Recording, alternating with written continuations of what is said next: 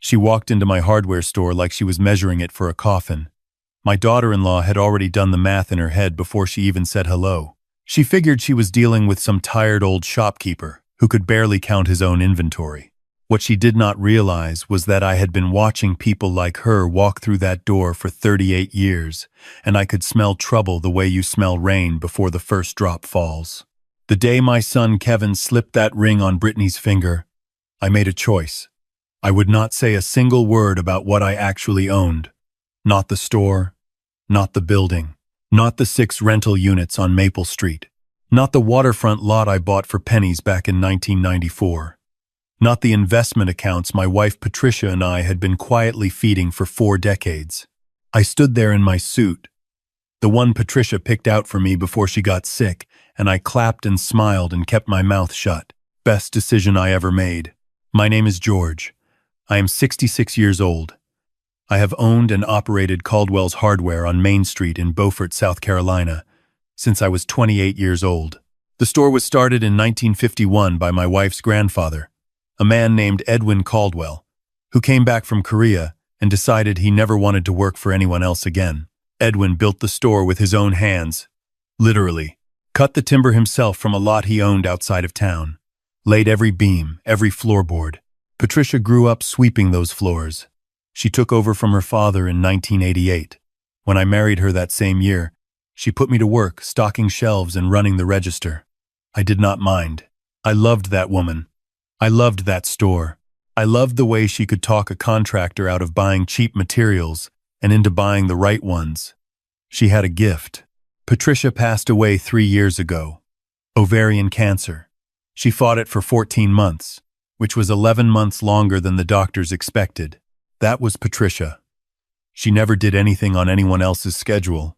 Before she died, she grabbed my hand one morning. The hospice nurse had just left the room. Patricia looked at me with those sharp brown eyes. Even then, even at the end, sharp as a box cutter. She said, "George, promise me something." I said, "Anything." She said, "That store is not just wood and nails. It is my grandfather's hands. It is my father's life. It is our life. Do not let anyone take it. Not a developer, not a bank, not a sweet-talking stranger with a business plan. Nobody," I promised her. I did not know that the sweet-talking stranger she was warning me about would be sitting at my Thanksgiving table 2 years later. Kevin met Brittany at a gym in Charleston. She was a real estate agent, had her face on bus stop benches. You know the type. Big smile, white teeth, hair that looked expensive. Kevin was 36. He had worked at the store with me since he was a teenager, but he had moved to Charleston 5 years earlier to take a job with a marine supply company. He was not a go-getter. He was a good kid, kind, a little soft, the type who would rather avoid a fight than win one. Patricia always worried about that. She used to say, "Kevin is going to fall in love with whoever falls in love with him first. We better hope she is a good one." Brittany was not a good one. They dated for 7 months. Kevin brought her to Beaufort on a Sunday in April. She drove a white SUV with tinted windows and personalized plates that said Brit Re, real estate. I grilled steaks in the backyard. Brittany sat across from me and smiled a lot. She asked about the store. She asked about the neighborhood. She asked how long Main Street properties had been in the family. She used the word portfolio twice during a conversation about potato salad. I told her the store did all right. I told her Beaufort was a quiet town. I told her the building had been around a long time. I did not tell her that Caldwell's Hardware sat on a double lot in the most desirable commercial block in Beaufort's historic district. I did not tell her that the building alone, not the business, just the building and the land, had been appraised at $2.8 million the year before by a firm in Savannah. I did not mention that the store cleared just over $340,000 a year in net profit, or that the rental properties Patricia and I had acquired over the years brought in another $11,000 a month. I did not say anything about the brokerage account, the municipal bonds, or the 2 life insurance payouts from Patricia's policies that were sitting in a trust earning interest. Brittany looked at my store and saw a dusty old hardware shop run by a man in a flannel shirt. She had no idea she was looking at an estate worth north of $6 million. That was fine with me. Let her look. The wedding was in September. They held it at a venue outside Charleston, one of those plantation-style places with Spanish moss and string lights. Brittany's parents paid for most of it. Her father was a retired car dealer from Myrtle Beach. Nice enough, man. Shook my hand hard. Told me Kevin was a fine young man with a solid head on his shoulders. At the reception, Brittany found me standing by the bar. She had a glass of champagne in one hand and her phone in the other. She leaned in close. She said, "Dad, can I call you that now? I just want you to know Kevin and I are so grateful for everything you have done. And I want you to know that we are here for you. Running that store by yourself since Patricia passed. That must be so hard. You do not have to do it alone anymore." I looked at her. I said, "I appreciate that, but I have good help at the store. Jimmy has been with me 22 years. We manage." She tilted her head. She said, "Of course, but have you thought about the future? Long term? That building must need a lot of upkeep. And the market in Beaufort is really heating up. Waterfront property, historic district. I mean, do you even know what your block is worth right now?" I took a sip of my bourbon. I said, "I have not given it much thought." She smiled. She said, "Well, maybe you should. That is all I am saying." No pressure. There was pressure. I could feel it in the way her fingers tightened around her glass. She had already done the research. She just needed me to catch up. 4 weeks after the wedding, Kevin drove down to Beaufort. He came into the store on a Wednesday afternoon. Slow day. He sat on the stool by the register. Same stool he used to sit on doing homework when he was in middle school. He said, "Dad, Brittany and I have been talking. I was pricing a shipment of deck screws."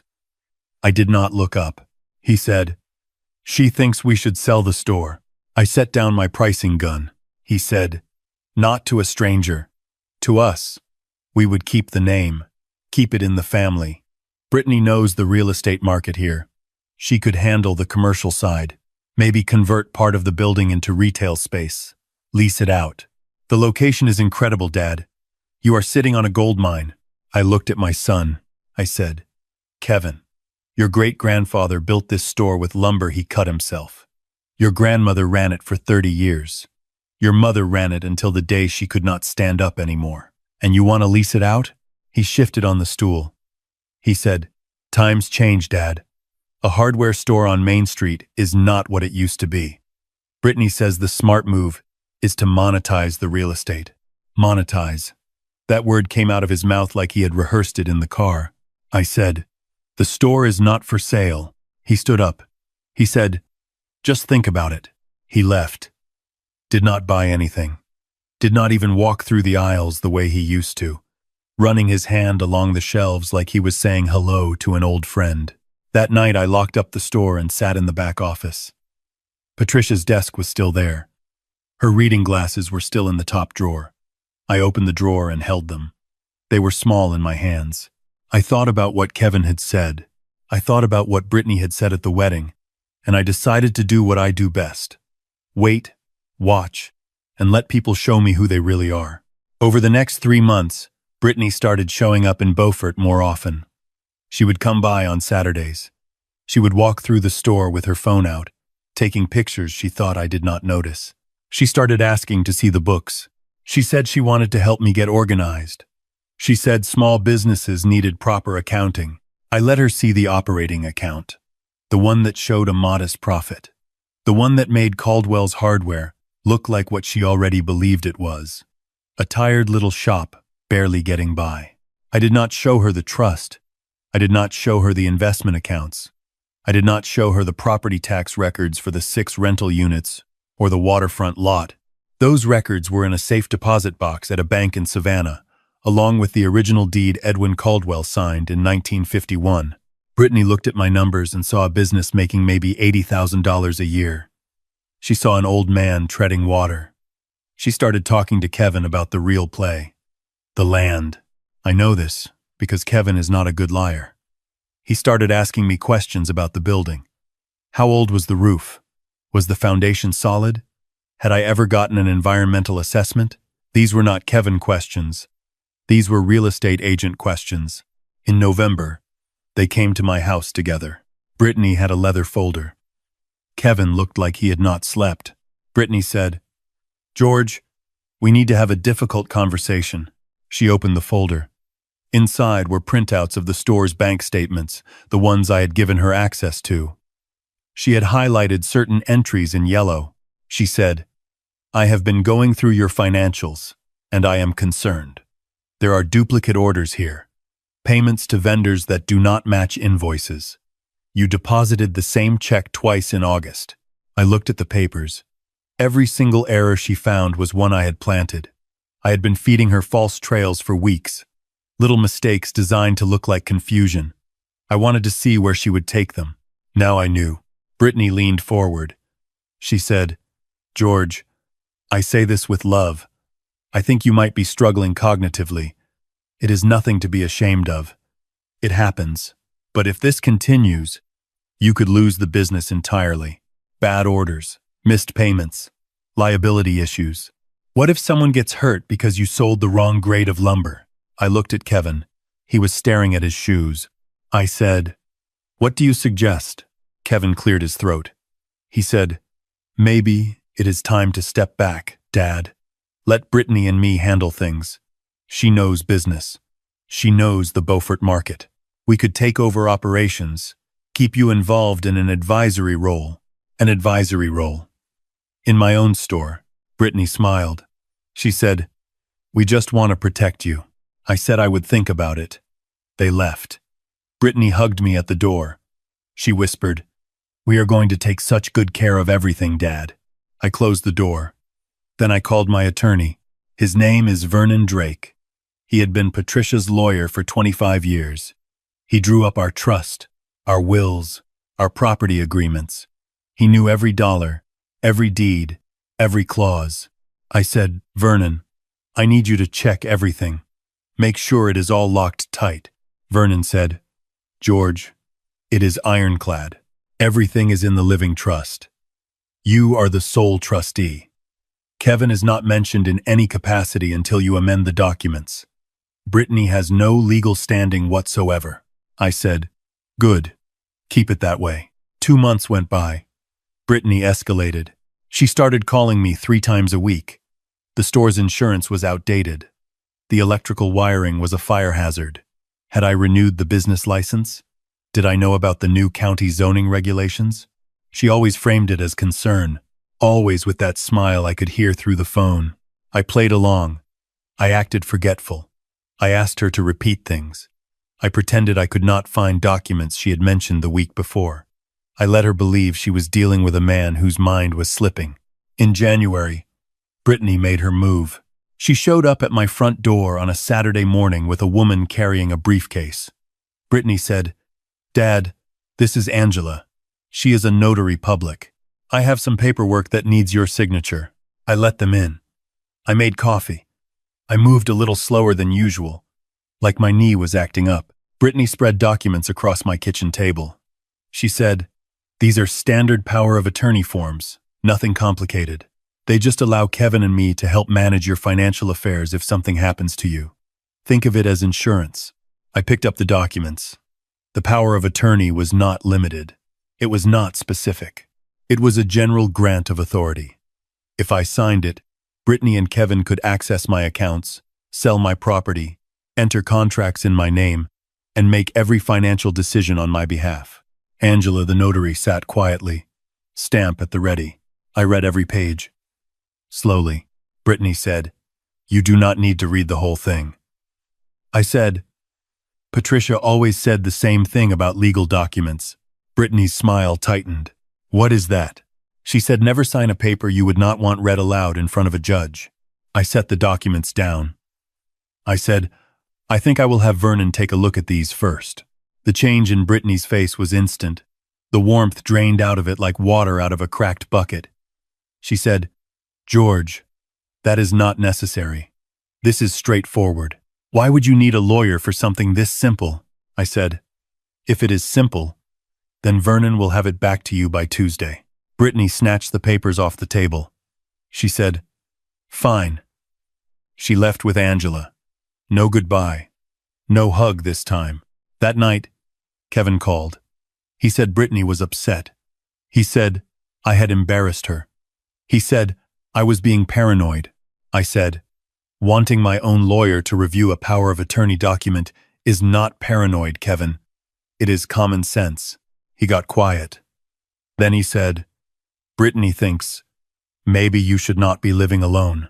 She found a senior community in Hilton Head. It is nice. They have a pool and activities. My hand tightened on the phone. I said, I am 66 years old. I bench press 185 pounds. I run a profitable business 6 days a week. And you want to put me in a retirement village with bingo night. Kevin said, it is just an option. I said, here is another option. Tell your wife to stop. I hung up. For 2 weeks. Silence. Then, on a cold Thursday morning, there was a knock at my door. I opened it. Brittany was standing on my porch with 2 people I had never seen. A man and a woman, both in business casual. The man had a county ID badge clipped to his jacket. Brittany said, George, these people are from Adult Protective Services. Someone filed a report expressing concern about your well-being. I looked at the man. He said, Mr. Caldwell, we received a report suggesting possible self-neglect. Do you mind if we come in and just have a conversation? I held the door open. I said, please. They walked through my house. They checked the kitchen. They opened the refrigerator, which was fully stocked because I am a man who likes to cook. They looked at the bathrooms, the bedroom, the living room. They asked me what day it was. They asked me to count backward from 100 by sevens. They asked me to remember 3 words and repeat them 5 minutes later. Apple, bicycle, sunset. I said them back perfectly. The woman made notes. The man looked around one more time. Then he turned to me and said, Mr. Caldwell, your home is clean and well-maintained. You are oriented and articulate. I see no evidence of self-neglect or cognitive impairment. He looked at Brittany. He said, I am not sure what prompted this report, but there does not appear to be a basis for concern. Brittany's face turned red. She said, but the business, the financial mistakes, he is losing track of things. The man said, financial disputes are a civil matter. They are outside our scope. They left. Brittany stood in my living room. Her jaw was tight. Her eyes were hard. She said, you think you have won something. I said, I do not think this is a game, Brittany. But if it were, you would be losing. She walked out, slammed the door so hard the picture of Patricia on the hallway wall tilted sideways. I straightened it. I touched the glass over her face. I said, almost time, sweetheart. 2 weeks later, I called Kevin. I said I had been doing some thinking. I said maybe they were right. Maybe it was time to talk about the future. I invited them to dinner at the store. Saturday night. Just the 3 of us. I said I would cook Patricia's shrimp and grits, the dish that put Caldwell's on the map back when Edwin used to serve it out the back door on Saturdays. They showed up at 6. Brittany was wearing heels. She looked like she was walking into a closing. Kevin looked hopeful for the first time in months. I seated them at the old workbench in the back office, the same one where Patricia used to spread out the books every Sunday. I served the shrimp and grits on the good plates. I poured sweet tea. Brittany raised her glass. She said, to family. I did not drink. I said, before we toast, there are some things I need to say. They both looked at me. I reached into the drawer of Patricia's desk and pulled out a folder. Not thin, thick. I said, Brittany, over the past few months, you have looked at this store's finances and found some troubling things. Duplicate orders, missing deposits, sloppy bookkeeping. She started to nod. I said, every single one of those errors was put there by me. On purpose. Her nod stopped. I said, I wanted to see what you would do with them. Whether you would help me fix them, like someone who actually cared, or whether you would use them as leverage to take control. You chose leverage. I opened the folder. I said, but there are some things you never saw. Things I made sure you would never see. I spread the documents on the workbench. Trust papers, property deeds, bank statements, investment account summaries, appraisal reports. I said, Patricia and I did not just own this store. We own this building, free and clear. We own 6 rental units on Maple Street. We own a waterfront parcel on Bay Street that we bought in 1994 for $40,000. That is now worth $1.4 million. We have investment accounts, municipal bonds, 2 life insurance payouts in trust. I pointed to the bottom line on the summary sheet Vernon had prepared. I said, total estimated value of the Caldwell estate, $6.2 million, held in a living trust. I am the sole trustee. Kevin is not named.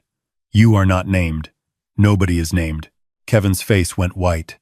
Brittany stared at the numbers. Her mouth opened. Nothing came out. I said, here is what is going to happen. You are going to stop calling Adult Protective Services. You are going to stop bringing notaries to my house. You are going to stop telling my son that his father is losing his mind. Brittany found her voice. She said, you cannot prove I did any of that. I reached into my shirt pocket and took out my phone. I set it on the table. I said, South Carolina is a one-party consent state. That means every conversation I have been part of, I can legally record. And I have recorded all of them. Every phone call where you coached Kevin on what to say. Every visit where you pushed for power of attorney. The conversation with Angela, the notary, where you told her to move quickly before I read the documents. The phone call where you discussed the APS report with Kevin the night before you filed it. I looked at her. I said, I have 14 recordings. My attorney has copies of all of them. Brittany's face lost all color. She looked like someone had pulled the plug on whatever machine was running behind her eyes. Kevin put his head in his hands. He said, Dad, I did not know she was going to call Protective Services. She told me it was just a checkup. I said, you knew enough, Kevin. You knew what she wanted. You went along with it because you thought there would be a payday at the end. Kevin did not argue. He could not. I stood up. I picked up the folder. I said, Patricia and I built this life together over 38 years. We worked 6 days a week. We skipped vacations. We drove used cars. We reinvested every spare dollar back into this store and this town. She made me promise, on her deathbed, that I would protect what we built. My voice cracked. I did not try to stop it. I said, this was supposed to be your inheritance, Kevin. Yours and your children's. A legacy. Something that would outlast all of us. I looked at my son. He was crying. I said, but a promise is a promise, and I will not let anyone take this from our family. Not even family. I pulled a single sheet of paper from the folder. I set it on the table. I said, I have amended my will. If I die tomorrow, everything, the store, the properties, the accounts, all of it, goes to the Caldwell Heritage Foundation. Vernon helped me set it up. It is a non-profit that will preserve this building and this block as a historic site. Patricia's grandfather's name will be on a plaque out front forever. Brittany jumped to her feet. She said, you are bluffing. I said, call Vernon on Monday. He will confirm every word. I pulled an envelope from the folder. I placed it on the table in front of Kevin. I said, there is a check in there for $10,000. Consider it a belated wedding gift. It is the last dollar you will see from me until I decide otherwise. Kevin stood up. He said, Dad, please, can we talk about this? I said, we have been talking for months. The only difference is now you are hearing me. I walked to the back door of the store. I opened it. The night air was cool, carrying the salt smell of the Beaufort River 2 blocks away. I said, lock the front door when you leave. Brittany grabbed Kevin's arm. She hissed something I could not hear. Kevin did not move. Brittany turned to me. She said, this is not over. I will get a lawyer. I will contest everything. I said, go ahead. Vernon has 14 recordings and 6 months of documentation. He says we have grounds for a restraining order if you come near this store or my home again. He also says that filing a false report with Adult Protective Services is a misdemeanor in South Carolina. Do you want me to keep going? Brittany's face twisted. She opened her mouth. Then she closed it. She picked up her purse and walked out without another word. Kevin stood there, just him and me and the ghosts of 3 generations. He said, "Dad, I am so sorry." I said, "I know you are." He said, "I love you." I said, "I love you too. But love does not fix what you broke. You are going to have to earn it back." He nodded. He walked out. I heard his car start. I heard Brittany's voice, loud, through the closed windows. Then the car pulled away. I locked the back door. I walked through the store. I ran my hand along the shelves the way Kevin used to when he was a boy. I touched the original countertop that Edwin Caldwell built in 1951. The wood was smooth as glass, from 75 years of hands. I sat down in Patricia's chair in the back office. Her reading glasses were still in the top drawer. I opened it. I held them. I whispered, "I kept my promise, Patricia. The store is safe. Your grandfather's store is safe." I sat there for a long time. That was 7 months ago. Brittany never hired a lawyer. Vernon sent her a letter detailing everything I had. The recordings, the APS report timeline, the notary incident. He suggested that any legal action on her part would be met with counterclaims and public disclosure. She backed down. Kevin called me about 6 weeks later. His voice was different, smaller. He said he was sorry. He said Brittany had manipulated him. He said he should have seen it sooner. I told him I believed him. I told him he was my son and that would never change. But I also told him that trust is like that old countertop. It takes decades to get smooth, and one bad hit to crack it. He understood. He started coming back to Beaufort on weekends. First, he would just sit at the register and watch. Then he started helping customers. Then he started staying to close up. One Saturday, I walked into the store and found him repainting the trim around the front window. He had matched the original color exactly. Hunter green. Same shade Edwin used. I stood there watching him for a moment before he noticed me. He looked up and said, "Mom always said this green was the only green." I nodded. I said, "She was right.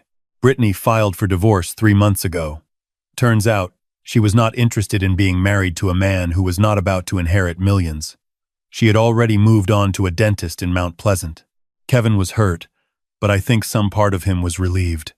Like setting down a weight he did not realize he had been carrying. The other night, Kevin was sweeping the store after closing. He stopped and leaned on the broom and looked around. He said, "Dad, I do not know if you will ever forgive me for what happened, but I want you to know that I get it now. I get what this place means. It is not about the money. It never was." I was wiping down the counter. I said, "Your mother used to say that this store was never about selling hardware. It was about being the place where people came when something needed fixing. And she did not just mean their houses." Kevin smiled. First real smile I had seen from him in over a year. He said, "I want to be part of that, Dad. For real this time." I looked at my son. I said, "Then show up tomorrow. We open at 7. He said, "Yes, sir. I have not changed my will yet. The Caldwell Heritage Foundation is still the beneficiary. But I am watching. I am watching Kevin sand and prime and stock shelves and sweep floors and talk to customers with that same patient voice Patricia used to have. I am watching him become the man I raised him to be. Vernon asked me last week if I wanted to update the trust. I told him not yet. I told him I was still deciding.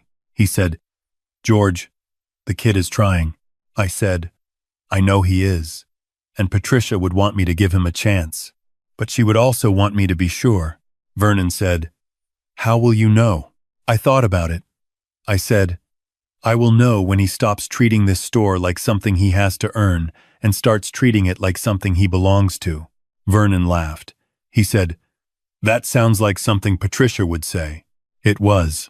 Last Sunday, after closing, I was sitting in the back office. Kevin had already gone home. I opened the drawer and took out Patricia's reading glasses. I held them in my hands. Then I noticed something. On the workbench, Kevin had left a note. It said, "Dad, the trim out front needs another coat. I will come early Tuesday before we open. Also, Mrs. Henderson called about her screen door again. I told her we would take care of it. See you tomorrow. I read it twice. Then I folded it and put it in the drawer next to Patricia's glasses. I turned off the lights. I locked the front door. I stepped outside onto Main Street. Beaufort was quiet. The live oaks along the sidewalk threw long shadows under the streetlights. Somewhere down toward the water, a boat horn sounded. I looked up at the building. Edwin Caldwell's building. Patricia's building. My building. The hunter green trim Kevin had painted was clean and bright against the old brick. I stood there for a while. Then I walked to my truck, the same truck I have driven for 12 years, parked in the same spot behind the store where it always is. I climbed in. I started the engine, and I drove home knowing that Caldwell's hardware would still be there in the morning, and the morning after that. And for as long as I have anything to say about it, I kept my promise, Patricia. I kept it.